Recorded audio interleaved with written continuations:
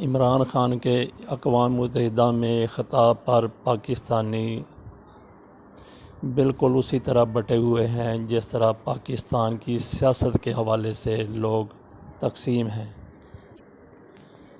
گو کہ کشمیریوں کی اقوام متحدہ میں جرأت اور دلیری کے ساتھ بات کرنے پر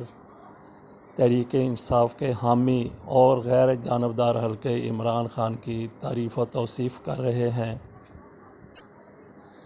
عمران خان نے جس طریقے سے اسلام کا بیانیہ اقوام متحدہ میں پیش کیا، اس پر مذہبی حلقوں کی طرف سے بھی عمومی طور پہ اطمینان کا اظہار کیا گیا ہے۔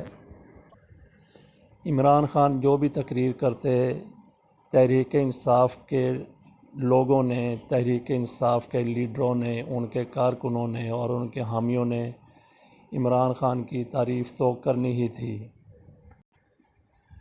اور بے شک وہ سونے میں تول کے الفاظ اپنے پیش کرتے، زبردست قسم کی تقریر کرتے جو کہ کچھ لوگوں کی نظروں میں ہوئی بھی ہے، اور واقعتاً بھی وہ ایسی تقریر کرتے تو بھی تحریک انصاف اور عمران خان کے مخالفین کی طرف سے اس پر تنقید ہونا ہی تھی۔ ہمارے ہاں عموماً یہ ہوتا ہے کہ کسی بھی کام سے پہلے سیاسی بنیادوں پر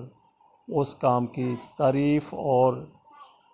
تنقید کا پہلے ہی تیاری کر کے رکھی ہوئی ہوتی ہے۔ عمران خان کے UN میں خطاب پر بھی ایسا ہی کچھ نظر آ رہا ہے۔ تحریک انصاف اور ان کے حامی حلقوں کی طرف سے اس تقریر کی زبردست پذیرائی ہو رہی ہے، جبکہ دوسری طرف دوسرے حلقوں کی طرف سے، ان کے مخالفین کی طرف سے گو کہ کافی خاموشی بھی ہے، لیکن اس تقریر کی تعریف ان کی طرف سے بھی نہیں ہو رہی۔ تنقید کا کوئی نہ کوئی پہلو انہوں نے ڈھونڈا ہوا ہی ہے۔ تاہم تحریک انصاف کے کچھ حلقوں کی طرف سے حکومت کو مشورہ دیا جا رہا ہے کہ اس قسم کی بہترین تقریر کو نصاب کا حصہ بنایا جائے۔ حکومتی حلقے بھی اس پر سنجیدگی سے غور کر رہے ہیں کہ عمران خان کی اس تقریر کو نصاب کا حصہ بنا دیا جائے۔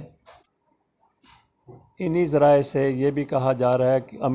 کہ عمران خان خود اس کے اوپر آمادہ نہیں ہیں، وہ نہیں چاہتے کہ ان کی اس تقریر کو پاکستان کے بچوں کے لیے کتابوں میں شائع کر کے اسے نصاب کا حصہ بنایا جائے۔ بہرحال عمران خان یو ٹرن کے بھی ماہر مانے جاتے ہیں، وہ یو ٹرن کے بھی کچھ لوگوں کے نزدیک وزیر اعظم ہیں، وہ اپنی اس رائے کے اوپر بھی کسی وقت نظر ثانی کر سکتے ہیں۔